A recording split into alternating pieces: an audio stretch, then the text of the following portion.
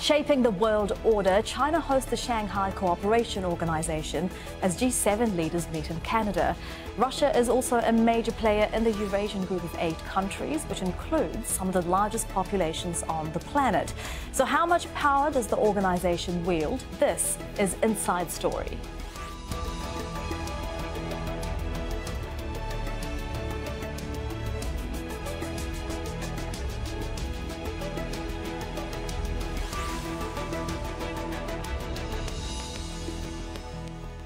Hello and welcome to the program. I'm Elizabeth Puranam. At a time of mixed messaging from Donald Trump, Russia and China appear to be drawing ever closer in an anti-US alliance. They're at the forefront of the 2-day Shanghai Cooperation Organisation, 8 countries seeking to expand economic and strategic links with some of their neighbours. Well, President Vladimir Putin's already announced new trade and investment agreements with his Chinese counterpart. Xi Jinping is calling the Russian leader his best friend. Florence Louis reports from Beijing. A friendship medal for Russian President Vladimir Putin, awarded for what China says is Putin's outstanding contribution to China's development. It's a sign of ever closer ties between the two men and the two countries. Both announced several business deals, including a joint investment fund in projects in China and Russia. The closer relationship comes at a time when tensions with the US have increased. Both the Russians and Chinese have been sidelined from Tuesday's planned summit between Trump and Kim Jong-un. Despite that, both are keen to show they retain influence over North Korea. We talked about the Korean Peninsula issue. Russia and China both want to see the Korean Peninsula and northeastern Asia enjoy the peace. We are happy to see that the current negotiation process between the DPRK and the US is in the framework of the roadmap initiated by Russia and China. In recent communications, Pyongyang confirmed to us it will carry out constructive cooperation in the denuclearization. A closer alliance benefits both Russia and China. Russia is accused of meddling in Trump's election and faces sanctions for annexing Crimea. Chinese and American negotiators are trying to avoid a trade war. And China has been criticized and challenged by the US for its increasingly aggressive moves in staking territorial claims in the South China Sea. The meeting between China and Russia, the warm displays of friendship between Xi and Putin, are, in the words of the Russian president, in the spirit of overarching strategic partnership, a partnership between countries that the US calls economic rivals. The agreements signed on Friday go a long way in strengthening that partnership. Florence Louis, Al Jazeera, Beijing. Well, the Shanghai Cooperation Organisation has 8 members and 4 observer states, as well as China and Russia. The other countries are Kazakhstan, Kyrgyzstan, Tajikistan and Uzbekistan, as well as the newest members, India and Pakistan. As we mentioned, North Korea is a major concern. So is the US withdrawal from the Iran nuclear deal. Iran is one of the observer states and is seeking full membership to the organisation. And so is Afghanistan. President Ashraf Ghani has called for more economic and security support from the SCO. And the Shanghai Organisation is being seen as a platform for India and Pakistan to engage with each other over their disputes, including Kashmir. China's massive Belt and Road construction project is also up for discussion. The trade plan spans more than 60 countries in Asia, the Middle East, Europe and Africa, but India refuses to be a part of it. Well, let's bring in our guests now. From Singapore by Skype is Graham Ong-Webb, a research fellow at the S. Rajaratnam School of International Studies. From Beijing, Einar Tangen, a China political analyst who advises the Chinese government on economic and development issues. And from New Delhi by Skype is Jabin Jacob, associate editor of China Report. Very warm welcome to all of you. Mr. Tangen, let me start with you. There are a lot of important issues, many of which are also being discussed at that G7 summit in Canada, where there is a lot of discord because of US President Donald Trump's trade policies. How is that disunity being viewed in China? Well, quite frankly, it's not just China, it's around the world. I mean, you have a tale of 2 summits. One is full of strife and discord, strife between the members and Twitter tirades, and then also issues about trade. On the other side, you seem to have a very well-organized, well-oiled gathering in China, headed by China, but part of this SCO grouping. And for the first time, Pakistan and India there, and it's going to be a very interesting event. Mr. Ong-Webb, what are your thoughts? Are you as optimistic as Mr. Tangen? Could this be a basis for an alternative to the traditional world order that's represented by the 7 countries meeting in Canada, do you think? Well, perhaps it remains to be seen. I still think that the Shanghai Cooperation Organization still has a lot of things to work out, taking into account the relationships within the organization between countries in particular. China and India have only been able to forge closer ties of late. That hasn't always been the case. The story of 2017 between China and India was quite different until we saw the meetings between Prime Minister Narendra Modi and President Xi Jinping over the course of this year, only of late in May. India and Pakistan also have outstanding issues with each other, not least because of Kashmir, but also because of other issues as well that are outstanding. The China-Pakistan economic corridor, for example, is something that is a thorn in India's side. And so, whereas while the SCO does have a lot of promise, perhaps in being some sort of alternative mechanism, one could argue, at the same time, this is still an organization that has its own inner tensions and issues that have to be worked out in order for it to go in some sort of cohesive direction and make a contribution to regional and world order. And we will be talking about all of the issues that you raised in more detail in the programme. But Mr. Jacob, what do you think of the sort of emerging proximity that's developing between these countries, China, Russia and India? Is it a good start to work on some of the world's major issues right now, and not just the ones between those countries? Well, the Russians, the Indians and the Chinese have been meeting in a trilateral format for well over a decade now. This latest addition of India and Pakistan to the SCO, well, the SCO looks good right now in comparison to the G7 meeting ongoing right now because, well, Trump is throwing his punches left and right at his allies. By contrast, the SCO looks controlled, it looks organized. But for all that, the G7 represents a commonality of values. It's much deeper. There's much more broader scope for cooperation than the SCO. And as I mentioned, I think there are several challenges that the SCO continues to face. The Indians are certainly not looking at the SCO as a platform for India and Pakistan to resolve Kashmir. I think a lot of Chinese scholars talk about that, but the Indians are very clear, we don't want third-party mediation in this particular matter. This is not, the Indians certainly don't see the SCO as a substitute for other regional organizations, that India is part of. So perhaps there won't be much progress on the issue between India and Pakistan. But what about China's great One Belt, One Road project that India has been opposed to because of one of the elements of the project is going through disputed Kashmir, the China-Pakistan economic corridor. Do you think that we can expect any progress, Mr. Jacob, on that issue? Because this is such a key plan for China. See, on CPEC, I think the government position remains unchanged. The Indian government position is that this is a project that violates Indian sovereignty. So the opposition is still very strong. But having said that, the BRI is here to stay as part of the SCO's agenda. I mean, there's no running away from it.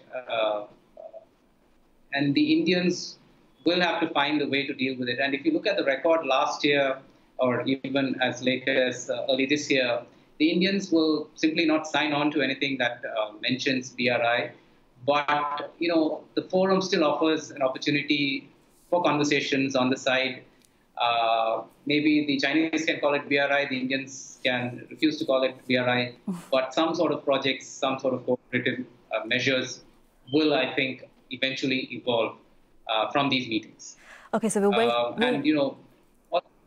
SCO does provide a platform for India and Pakistan to talk about other issues as well. Right. So we will wait to see how much progress they can make on China's One Belt, One Road project. when India might not necessarily agree to some parts of that plan. One thing, Mr. Tangen, let me bring you in now. One issue that these countries do seem to agree on is Iran and the Iran nuclear deal and not imposing sanctions against the country. This is going to be Iranian President Hassan Rouhani's. It is his first foreign trip since the US pulled out of that Iran nuclear deal. Do you think that we can expect these countries, not just China, India and Russia, which make up, 3 of the world's biggest economies, 3 in the top 10, but also the other Central Asian countries, can we expect them to continue to do business with Iran? Absolutely. I don't think there'll be any change. I think Russia, China, and India are all in favor of this, as are the majority of the G7. I think it's really a 6 versus 1 right now. But, I want to go back and touch upon a point that was made about the Belt and Road Initiative. Mm-hmm. In order for India to come into its own, it needs jobs, it needs infrastructure. And I think Modi and Xi are putting together and realizing that they can work together and be far more powerful. The fact is that they control 40% of the world's population. They're the fastest growing large economies in the world. And together, they could change the way that everything is done today. Previously, we've always looked towards capital to make the rules. But when the capital, 60% of which is in Europe and the United States, has to make investments, it has to choose places where the money can grow. And that right now is India and China. And I think you're going to see them cooperating out of mutual interest. It does not mean that India will abandon its strategic security relationships with the United States, but it does mean that they're going to make their own path as they go through this. So you are more positive then about the India-China relationship going forward, and also positive that all of these countries will continue to do business with Iran. Mr. Ong-Webb, what do you think? Are these countries going to risk facing US sanctions to do business with Iran? Possibly. This is a very interesting issue. It remains to be seen what the issue on Iran's membership is going to be. But clearly, if SCO countries vote for Iran's full membership inclusion to the SCO from observer status, in the face of the re-establishment of US sanctions against Iran in light of the withdrawal from the Comprehensive Plan for Action, then of course it's going to be a vote against what the US has been doing, in trying to behave in a manner which overturns established norms, in not respecting agreements that have been struck before. And so that will be completely interesting. And I think they might want to do that if it's at all possible for the US to galvanize international support on the matter, and for us to see the reinstitution of UN sanctions against Iran. Mind you, Iran has failed to attain full membership status, or has not met to the standards of that because of the fact that it was under UN sanctions until the signing of the 2015 nuclear deal with the US. And so that has prevented Iran from attaining full membership. And now that the sanctions were lifted, there's been a window of opportunity for Iran to get full membership. And now maybe the opportunity, if the tide of international opinion does go in the favor of the US, remains to be seen. And perhaps the G7 meeting might be one of those vehicles to work that out, to try and for the Trump administration to galvanize international support. And whether that happens is another question, but it may be that attempt to prevent Iran from getting in the SCO fully.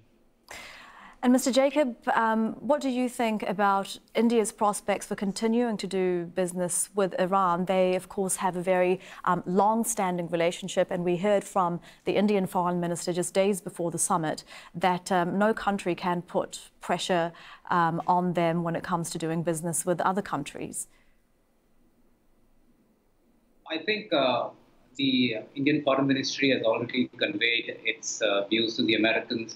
I think we are very determined in India to continue our engagement with Iran because it's practically a near neighbor. It's an influential and important player in the region. What I think is going to happen is that the Americans value the relationship with India and therefore might be willing to make exceptions on a case-by-case basis. as far as the India-Iran engagement is concerned. And I think there's not much that the Americans are going to gain by putting pressure on India as far as Iran is concerned. We've sort of acceded to this pressure before. We've not gained much out of it. And I don't think as far as connectivity or the general relationship with Iran is concerned, it's helpful for us to take on board these wild swings in U.S. policy on Iran. Mr. Tangen, I want you to expand on how you think China will proceed with Iran, because Chinese companies have experienced U.S. sanctions, which have driven them to bankruptcy. China is in bilateral trade talks with the U.S. These are all pressures as it looks into investing further in Iran, surely. Well, the issue here is that currently the U.S., which represents 24% of the world's GDP, is at economic odds, imposing sanctions or about to impose tariffs on 60% of the rest of the world.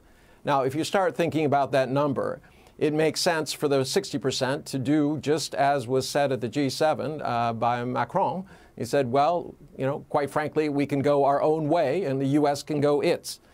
This would be a massive challenge to trade dollar hegemony, and it could result in helping Europe, also China. It would set in place firmly this idea that this is a multilateral world. This is not going to be dominated in future by one country. In essence, the United States, by acting on its fears, may have just increased and accelerated the realization of them. And Mr. Ong-Webb, while the United States has pulled out of this Iran nuclear deal, it is going into a summit with the North Korean leader Kim Jong-un, which is, of course, going to be another very big issue at the SCO summit. Do you think that Russia and China have been sidelined at all by what's going on between Trump and Kim Jong-un? Well, at least that's the way they see it at this point in time. They see themselves being of course, critical stakeholders, a pair of members to the six-party talks, the six-party arrangement, therefore feel that any resolution to the ongoing North Korean nuclear crisis is going to have to involve them. And yeah, certainly they feel that way. But, I would argue, and other observers have argued, and I think this is where even the US may be arguing, that there's going to be a season for everything. And right now, what we need to focus on, or at least they need to focus on in terms of the Trump administration meeting, Pyongyang's regime next week, is to focus on a bilateral discussion and work out the things that pertain to that bilateral relationship or adversarial relationship as it stands. And that subsequently there will be a fora for these other meetings in which the Russians and Chinese can be involved. But the opposite has happened. In the run-up to the summit, we've seen a range of developments where Beijing and Moscow, Tokyo, Seoul are all trying to get their interests represented at the table next week at the summit, represented by North Korea on the one side in terms of Chinese interests, possibly even Russian interests, and on the other side of the table, in terms of President Trump coming into the meeting representing Tokyo's and Seoul's interests. So it's going to be a bit of a complex situation next week, trying to sort all that out. But this is what we're seeing, and some of us feel that this just increases the risks of derailing some of the constructive outcomes that need to be had from this summitry. Mr. Tangen, I could see you wanting to come in earlier. Yeah, I'm going to disagree with my colleague there. I don't think there's an asymmetrical relationship right now. The U.S. will not allow any kind of delay in denuclearization, and North Korea cannot afford, for trust reasons, to speed it up. So I don't think much more constructive than a handshake could come out of any kind of meeting between these two. I do agree that the rest of the countries are concerned that Trump might try to do a cowboy and just say, look, as long as you can't send a missile to Washington, it's okay. This is something that Abe has been very nervous about, because no one can judge exactly where he's going to go or what he's about to do. But this idea that, you know, we have to get above the looking at the trees and see the forest. You're seeing a massive geopolitical shift here, which is being accelerated by Washington's fears, by Trump's actions, his unreliability. Everybody is drifting more and more east, not only for markets, but for political leadership. So at this point, I think it's foolish to be talking about sidelined countries. In the end, this comes back to the six-party talks because there's no other way to resolve it. There are interests involved by all of these parties, and this should be settled by consensus, not by two cowboys sitting down and trying to figure out how they can do things. Gentlemen, we don't have very long left in the show, and I would like to ask a final question to all of you. Mr. Jacob, let me begin with you. Is the sort of Trump's isolationism creating the conditions for a challenge to this sort of world order with the US at the top, where we see more consensus rather than this sort of unipolar world, the kind of consensus that Mr. Tangen's speaking about? I think the situation is a bit more complicated than that. Trump does get a lot of flack for being, irrational, maybe acting like a cowboy. But, world structures don't change so quickly, so suddenly. The very fact that, for example, the North Korea-US summit has even come to this, it's even taking place, I think shows that the US is not lost all its cards, or US is not entirely out of options. So there are creative options that the US is capable of. The question is whether other countries are going to be able to deal with the changes that both US is driving as well as what China is driving.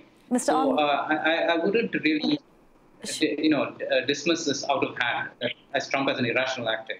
That's not the full picture. Mr. Ong-Webb, would you like to pick up on that before I give Mr. Tangen the last word?